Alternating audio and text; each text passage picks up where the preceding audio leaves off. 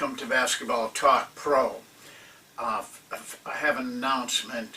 The 10 coaches that I gave that special offer to have signed up, but I would advise you, if you still want to get in on that, to email me, and I'll put you on a wait list by the order that it came in. And then also I will announce tomorrow a new sale for those of you who want to still take part. Remember, this first 10 was to develop some people that I wanted to work with, but the training is the same for everybody. So don't be hesitant. And also, there will be a sale announced tomorrow with a better price for you. Well, today our title, as you noticed, was Parents, Alumni, and Management. And I want to start with this. I have to paraphrase an article I read in Coach and Athletic Director. The article was the results of a survey they had done of contacting over 600 athletic directors. And the thing that jumped out at me was right away was they had a number of areas that they wanted input from the athletic directors. But the major concern of athletic directors in this study, and had been for about 3 years, was finding and hiring qualified basketball coaches, or coaches in general. So I want you to keep that thought in mind as we go through this. And I want to take it another step. That was high school athletic directors. But having been a college coach for a number of years, I can tell you this, that athletic directors in college go through the same thing. Their biggest concern is finding the right coaches. They have the advantage of a resume. So they look more in background for their qualifications. And the same thing is true in professional basketball.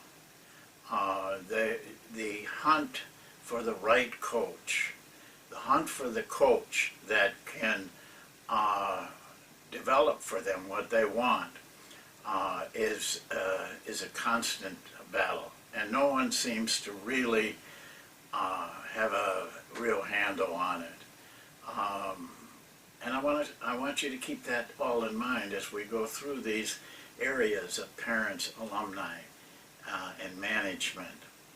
And I hope that the results will be that you have a better picture of things. First of all, let's go to high school. It's where everything starts. It's the foundation. And that article, by the way, pointed out some other things, and one of the major things that was a problem was parents. I hear this all the time. Parents, terrible parents that are just ruining things for coaches.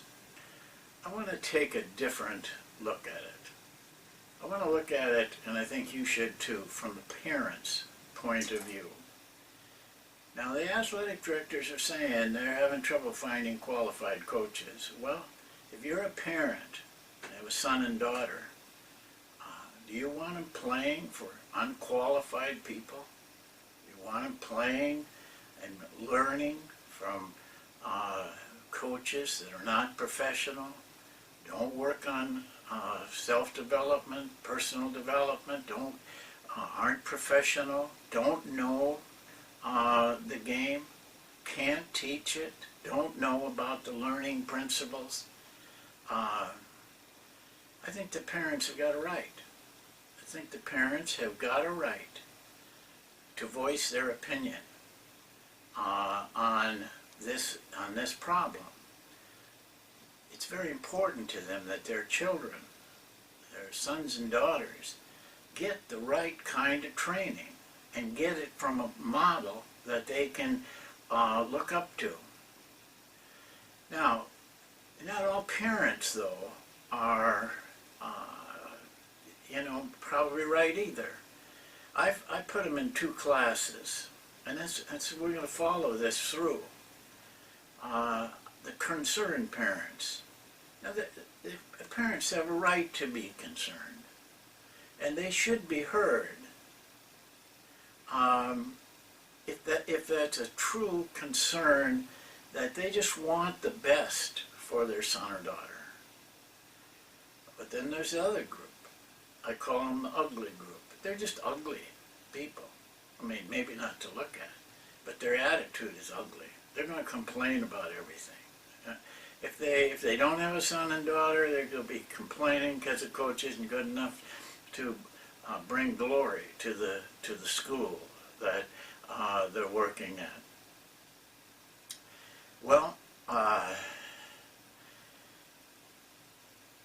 we're talking right here about competence because the concerned parent will recognize competence and they'll be happy. The ugly parents, doesn't make any difference. You can't satisfy them. You just have to go on. What do? Well, there's any number of ways you can do it. Ignore them. If you're confident of your competence, you can ignore them. I liked what Don Showalter told our coaches. Most of those ugly ones hide behind emails, letters, and stealth. By stealth, I mean behind your back, talking behind your back. They won't come out and face you directly. But the others use emails or letters. And what he does, I think, is what I would do. Pick up the phone or talk or go see him. Because most of those people are cowards and they'll back off. They don't want to face you face to face. They don't want to talk to you on the phone. They want to rely on the emails and the letters and stealth. But if you're competent, then the concerned are okay with you, and you've won the battle in that kind of a situation. And I have a strong feeling that most parental problems are the coach. And so I want to take that thought through here. Let's go on to college. In college, one of the biggest concerns you have as a coach is alumni. They're a lot like parents. The stakes are higher, but you have the same 2 groups. You got the concern, a legitimate concern for their college, the college they went to. They want to have that college be of a high level. They want coaches that they can be proud of, that have the right background, have the right, are the right models, have the right competence. But they got ugly alumni too, that are just going to be complaining about everything. You don't have as much direct confrontation with them or contact with them, but they're there, just the same thing. But again, what solves the problem? Competence. Because the concerned recognize competence. And the ugly, it's much easier in college because of they might be 1,000 miles away. You have to just ignore them. But if you're satisfying with your competence, the concern, the really truly concerned people that count. Here's the thing with alumni. It's money. Some of those alumni give your department a lot of money. They have a voice.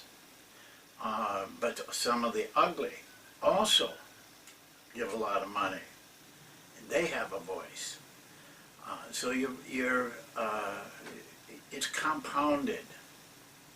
It's all it is. It's just a step up from the parents.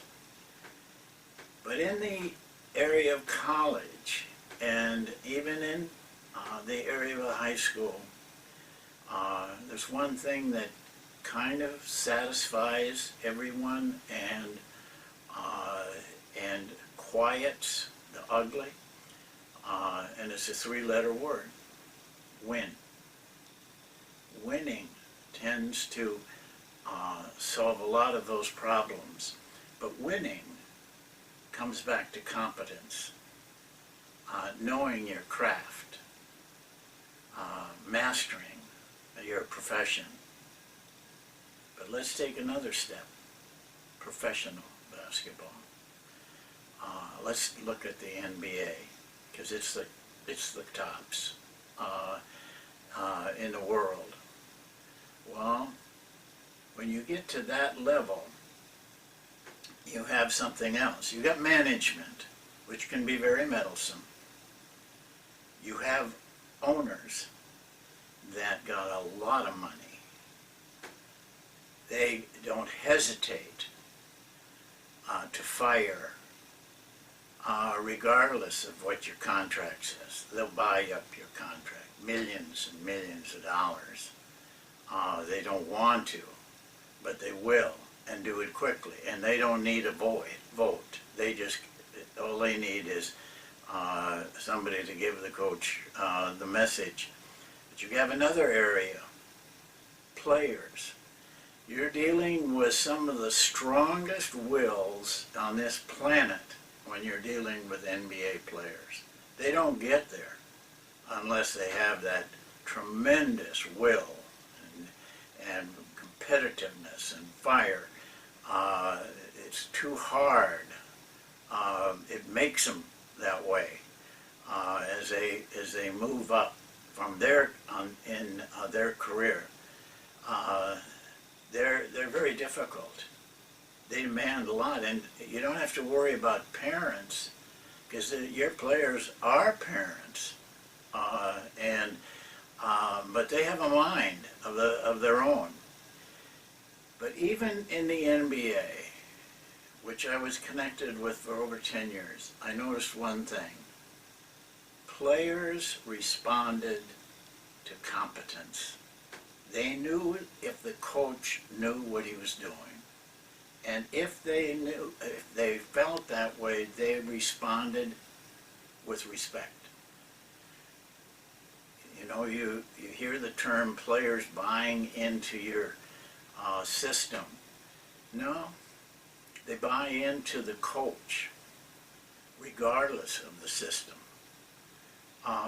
If they are convinced in their mind that this is a guy that knows what, or in the NBA only guys, that knows what he's doing, they've got a chance. They'll buy into the system he runs.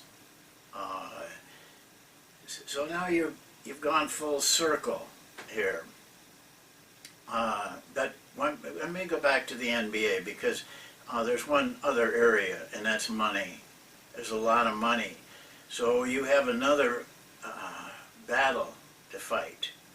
I call them snakes, because these are the people that want the bigger job, because the money is much bigger. And so they are not opposed to going behind your back, being critical. It's like a snake pit. because everybody wants that better job. Everybody wants those $1 million. So this is another. This is the ugly in the NBA. Well, we've walked through the whole sequence, and I want to go back to the very first thing I paraphrased: qualified coaches. This is your answer to everything. It just changes with the levels. The consequences are greater, but the knowledge and the competency must be greater. So as you look at your career, just forget about the parents, forget about the alumni, forget about the owners and the players and the management. Focus on your competency. You can get jobs any place through contacts. Networking is a well-known fact in everything, but you don't keep jobs with networking. You don't keep jobs with contacts. There's only one thing you can keep a job with and excel in this coaching business, and that is competency. That is knowing your craft. That is being master of your profession. And win. Hope that's helped you, because looking at it from a different angle may put you on the right track of developing yourself as a coach. That's it for today. We'll see you next time, and thank you for listening.